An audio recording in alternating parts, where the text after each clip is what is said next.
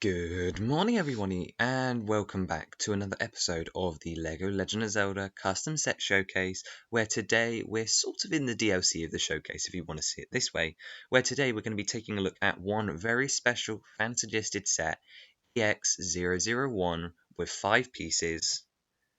It is Digi-Zelda, and this is definitely something that I never thought I'd actually make. It's so creepy. Oh no, what have I done? Anyway, regaining my posture somewhat, this is EX001 Digi-Zelda, and this is for ages 6 and up with 5 pieces, retailing for 15 Great British Pounds and containing one Digi character, which is Digi-Zelda. And for those of you who don't know, this is a parody on the LEGO Mario course building system, where we made 5 sets in the last couple of weeks based around a Digi Link figure, and today we decided to explore a bit of 2-player action just like Luigi with Digi-Zelda.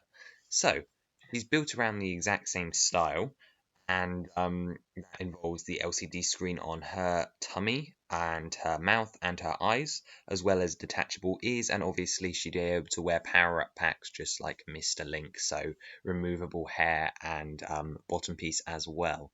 And as it says on the box, this enables 2-player fun. And this was actually a fan suggestion by CYVRIX, who asked if I could make a Lego Digi-Zelda box art.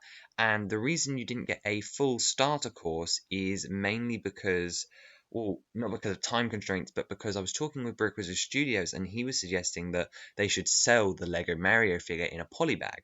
So I thought the tech was probably a bit too cheap to do in a bit too expensive to do in a £5 poly bag, so I decided to go for $9.99 and then up the price to 15 for licenses, and just sell Digi-Zelda in a box. She would also come with the start tile and end tile for the course building system, but no decorations, no nothing. You're just buying her and the abilities to start and end a level.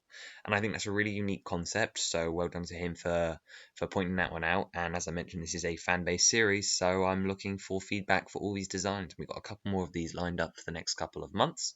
But anyway, we're here to focus on Digi-Zelda and what she can do, because enter the 2-player experience with the Digi-Zelda Digifig pack, allowing Digi Link to team up with Zelda to solve puzzles, fight enemies, and finish the course, either alone or with friends.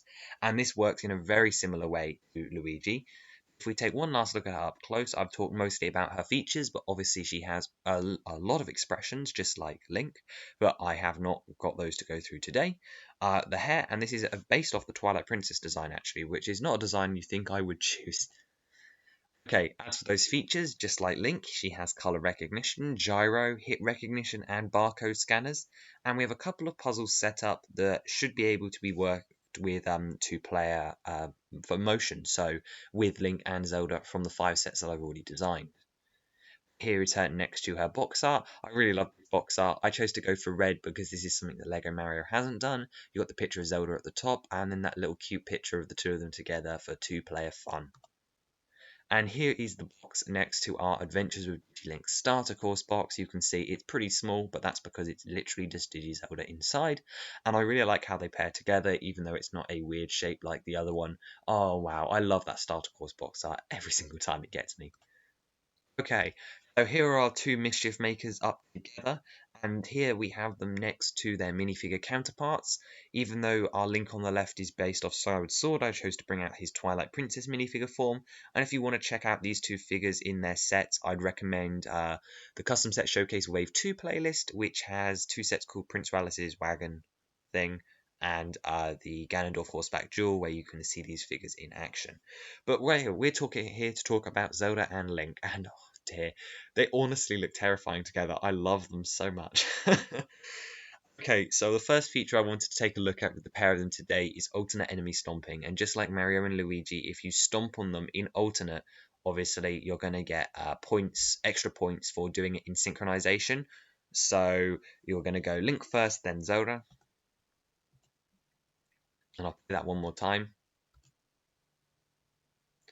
So Link hits, then Zelda hits, then Link hits, then Zelda hits, all the way up until Ganon is defeated. And because they took it in turns instead of Link just stomping on it or Zelda just stomping on it, they get double the coins and they get that little audience clap that Luigi has.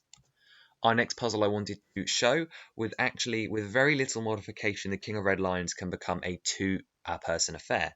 If we replace the actuator for moving the King of Red Lions up and down from Big Octo Battle, we have our player 2, so Zelda in this case, control Digi Link's movement for him.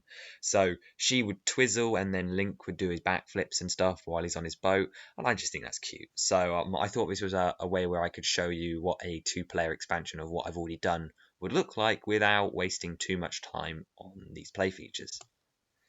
And then the third one is just synchronized hitting. So if you had two players and you were doing the Gleeok battle from the starter course, if you pressed down two of the levers and did a hard hit move at the same time, well, they're going to get extra points for being in sync. And I suppose you could say that would be the same for walking and jumping. The middle one, obviously here, it's a bit awkward because there's three, so maybe this Gleeok should have had four heads to allow for more two-player action. Sounds like a remaster opportunity to me. And then you could be completely in sync with the Gleeok battle. So hit the outer two heads, hit the middle two heads, stomp, stomp, stomp, stomp, stomp in sync, and then you'd get extra coins for because you're doing it in sync, and that takes extra skill. So it works in a very similar way to the Lego Luigi. And here are our Mischief Makers once again next to our other two favourite Mischief Makers from the Lego Mario line. We have Lego Luigi, Lego Mario, Lego Link, and Lego Zelda here, four most iconic video game characters made cursed and square. Oh, I have way too much fun with these. Anyway, here is our completed wave, and I'm sorry for the weird unorthodox nature of this video today. I promise that wave 3 is almost ready, but this fan choice was too good an opportunity to miss out on, so I had to include her here at the end of LEGO Legend of Zelda Wave Digi. You can see the starter course, the expansion courses, our two power-up packs, and then our Digifig pack, which is our unique inclusion to this wave. And I still think it looks good. Yeah, you could argue I cut corners and should have done a full starter course, but that would have been way too hard to fit into the time constraints I had for this wave. So I like what I was able to come up with. So thank you to the commenter who suggested this idea, and also to Brick Wizard Studios for the unique idea of putting her in a box instead of in a starter course. I absolutely love all of these figures. They look absolutely amazing. I'm so glad that you guys actually watched Wave Digi, so instead of just my normal content. And I promise that this is the last you will see of them for a while at least. Maybe we'll come back in the future and do Wave Digi-Zelda, where we do another 5 sets for her, give her own starter course, etc. But that will have to be a while. We've got Wave 3 right on the horizon, only one more video to go, and then they'll be here. So thank you guys for enjoying. Let me know what you think of Digi-Zelda as well as the other 5 sets down below. And in the meantime, consider subscribing if you enjoy this or if you're hyped for Wave 3. And I'll see you next time. Goodbye.